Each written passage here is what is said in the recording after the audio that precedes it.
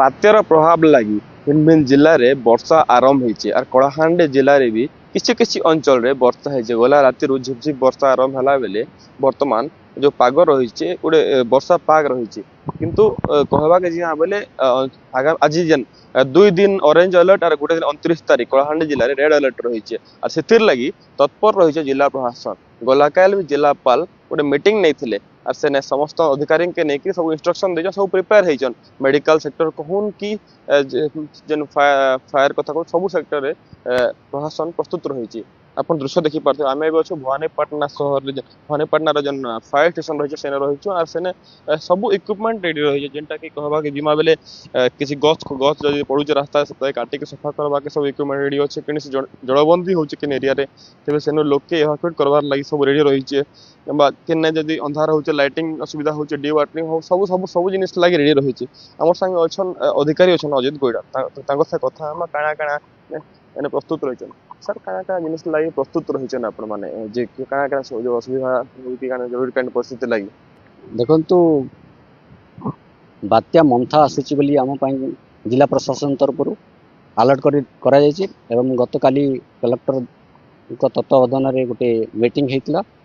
जे समस्त कर्मचारी को छुट्टी बातिल कर निर्देश क्रम एने समस्त छुट्टी बातिल कर देइछु समस्त कर्मचारी पाखर थिबा समस्त रेस्क्यू गियर्स बा इक्विपमेंट जहाँ अच्छी से प्रस्तुत कर रखिछथि एवं गतकाली ठारू वर्षा मध्य झिपझिपि आरंभ हो जाइछि सेतिर लागि हमर जो इक्विपमेंट सब अछि सेतिर आमे प्रस्तुत कर रखिछु आउ समस्त कर्मचारी मध्य से दिगरे अलर्ट करछु एवं प्रस्तुत कर रखिछु जा द्वारा कि आमे किछि कॉल बा सिमतिकार इंसिडेंट आम सामना को आसिले बा कॉल आसिले आमे क्विकली रेस्पॉन्स करिबु केतेरा टीम रहिचे और ओड्राफ्ट टीम रो काना व्यवस्था रहिचे किन किन जगह रे रहिछन काना देखो आमर कलाहांडी डिस्ट्रिक्ट अंडर रे 13टा ब्लॉक अच्छी 13टा ब्लॉक रे ऑल फायर स्टेशन रे इक्विपमेंट एंड मैन पावर जहाँ समस्त अलर्ट रही एतद व्यतीत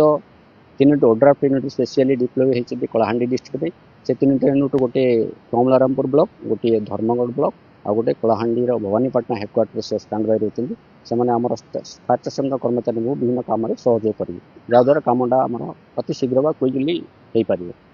गला वर्षा जो रेड अलर्ट थिला सेई टाइम रे थमो रामपुर रे भारी गछ पड़बार नै कि लोक दुरा भासी जेतिले लैंडस्लाइड हेतिला रामपुर मदनपुर रामपुर रे भी हेतिला तो इथर एंति किसी घटना नै हो लोकन धन जीवन नष्ट नै हो एतले काना पदक्षेप निया होची गत थर जो बात्या कथा कहूची सेठी लैंडस्लाइड रो नजर आस्तिला थमो रामपुर ब्लॉक रे सेठी मध्य इमिडिएटली हमर तहसीलदार थमो रामपुर से जेसीपी माध्यम रे से रोड क्लियरेंस कर देथिले आ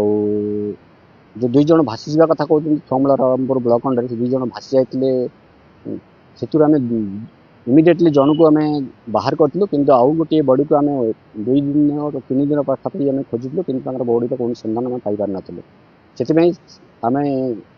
कलेक्टर निर्देश गोटे ओड्राफ्ट टीम स्पेशली मुतयन करूँ सो दैट किसी असुविधा आम रेस्पॉन्स क्विकली कर सब प्रकार सिचुएशन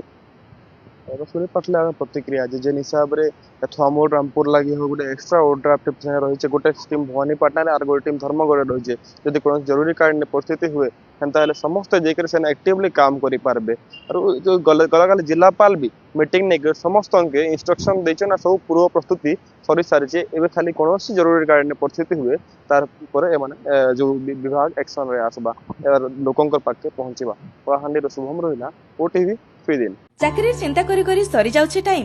बढ़ी जाउछे बयस हां आपण भी कथा भाबुचन ना बल्ले टेंशन नै नो कारण एबे गोटे चुटकी रे चली जिबा ए टेंशन आपण ओडिसार केनसी भी एरिया हेताउन आपण को सहयोग करबा एंजेलिना एंटरप्राइजेस अगरबत्ती धूपकाठी मशीन थारु नै करी पेपर प्लेट मशीन तक जेंटा खोजबे सेटा मिलबा आपण कर मन पसंद रो मशीन नेउन और आज ठानु मूल करुन बिजनेस जोगाजोग करबा लगी ई नंबर के फोन करुन।